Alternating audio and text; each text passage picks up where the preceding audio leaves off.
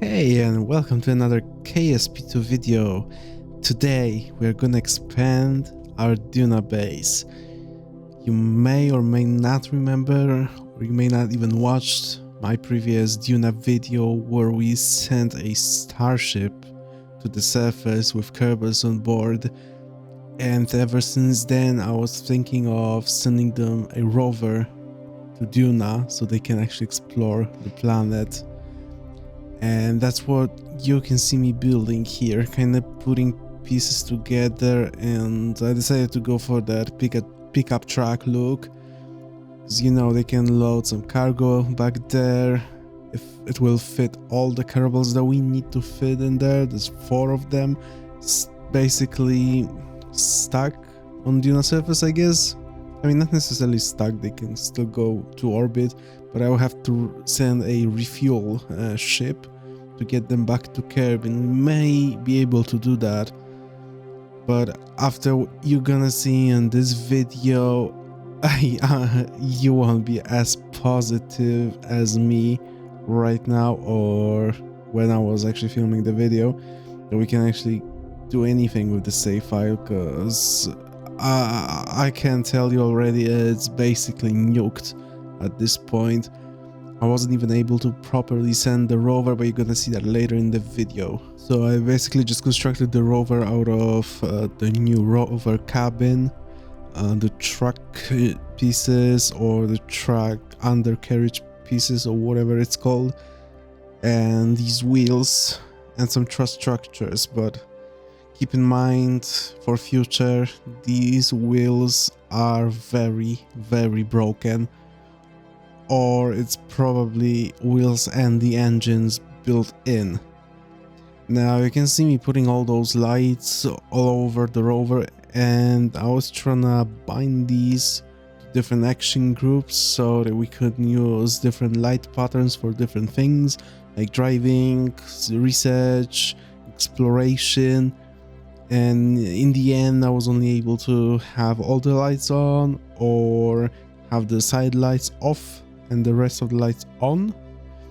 And these ladders are gonna be gone in the second iteration before we launch, because somehow these ladders obstruct the entrance to the vehicle, and the Kerbals cannot disembark or get in, basically. So I had to kinda change that around a little bit, but other than that I actually enjoyed the design of the rover. I actually like the looks and the functionality, and you can see me driving around now, and I absolutely love the light patterns now, even though it's a little bit glitchy on Duna, because the lights don't really reflect off the surface or don't even light up the surface. But now we can skip to the launch, and it's gonna be a really short one as well. And now, if you're against using shortcuts or cheats or whatever, I advise you to click off the video, basically, because now the launch is going pretty smooth. We got the booster separation, that's all fine, and we are cruising up to orbit pretty smoothly up until the separation of the first stage. And I mean, I tried multiple times, and there's actually no rover on board because it would just drop, and yeah, that's the glitch. I couldn't stage the 2 pieces, and when the 2 pieces actually separated, I was struck by the camera glitch. So I just decided to screw it, and I know the rocket has more than enough fuel to get to Duna, and here we are. I just teleported my rover, kinda transfer stage, I guess, or landing stage at this point, to Duna orbit, lowered my orbit to about 80 clicks. We just performed a landing burn, and we're gonna aim roughly for our Starship, but I'm not gonna land right next to the Starship. I'm going for more like a realistic type of approach, so like the base would be located a little further away from the launch pad for safety. So I kind of included that idea in this video. So if you don't like the idea of cheating, I mean, it's basically cheating, I guess, because I didn't fly legitimately to Duna, but the game was so broken at this point. I mean, this whole save file is probably just nuked, as I said before, and I mean, the only way would be to cheat the Starship onto Duna in a new save file, so it's basically cheating anyway. So I just decided to go the faster route, and we are about to land. And as I said before as well, there was no rover on the rocket because the rover would glitch, and I just cut my chutes, the drag chutes, and we are about to land. But yeah, the rover would glitch, would drop to the floor, so I just flew the empty rocket. The more you know. But yeah, we landed. We can separate our fairing really quickly. It's a nice separation as well. Went really smooth, surprisingly. I know that this commentary is all over the place pretty much, but please bear with me. And this is the less janky part, even though it was supposed to be the jankiest.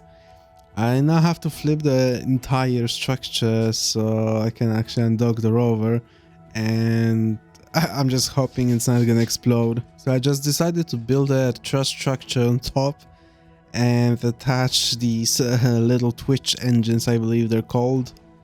But now, since we were kind of flipped, I decided to undock the rover, and hey, the docking port actually worked.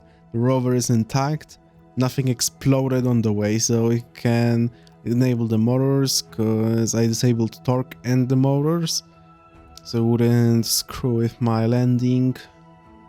And we can embark on a journey. It's roughly 5 clicks away from the Starship, which is a no biggie, especially for you, my viewers, because you're gonna get to watch that in, I believe, 5 times speed. So a bit more on the design.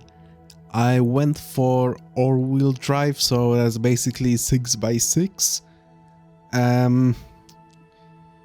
Turns out it doesn't really turn all that well, or doesn't even turn at all. I have to have my SAS in manual mode and my torque limited to around 20%, and the only way to steer the vehicle was by basically forcing the SAS wheels to steer it either left or right. So when we're gonna back up later by the Starship, it's gonna behave really weird, but not as weird as it just did now. I honestly have no idea why, but the rover would randomly flip like that, would either spin or spin and flip, but somehow these two antennas on the top would actually withstand any sort of flip that we would encounter. And that happened quite a bit on our way. Yeah, like again.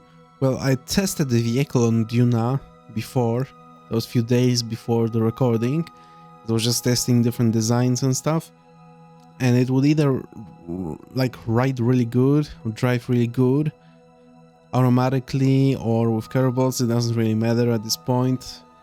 It was a smooth sailing basically, and after some time it would just freak out and I could just drive straight, like 20 meters per second velocity, and I was able to drift with the rover, or it would spin without losing any speed. I couldn't use my brakes, I couldn't stop, I couldn't turn. It was just basically nuts.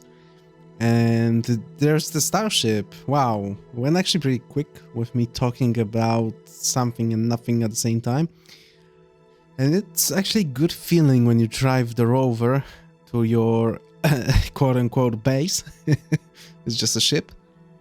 And you can see it looming in the distance. And yep, and there's another flip. And there's me bucking up.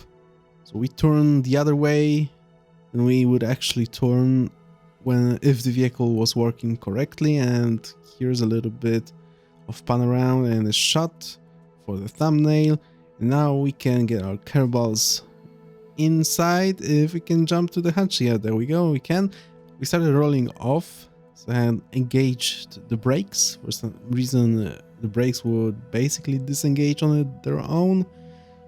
We can use our lights, get our Kerbals, and now Jeb is driving.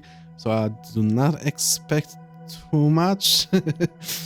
So I want to see what's behind the ridge up here, but as it turns out, the rover isn't powerful enough to make it up the hill. I don't know why. I'm still blaming the wheels. And I gotta say, this mission actually made me think a little bit more about the real life, as it would be pretty cool to be able to design a Mars rover in real life, and maybe NASA would use some of the ideas. I don't expect anyone to use my rover design, that's way too much, but some of the ideas, if you could see your idea or your work being used on another planet, that would be pretty cool. So maybe someday we're gonna be on Mars. But now we are heading back to our Starship, and I can see it from the distance that something's wrong.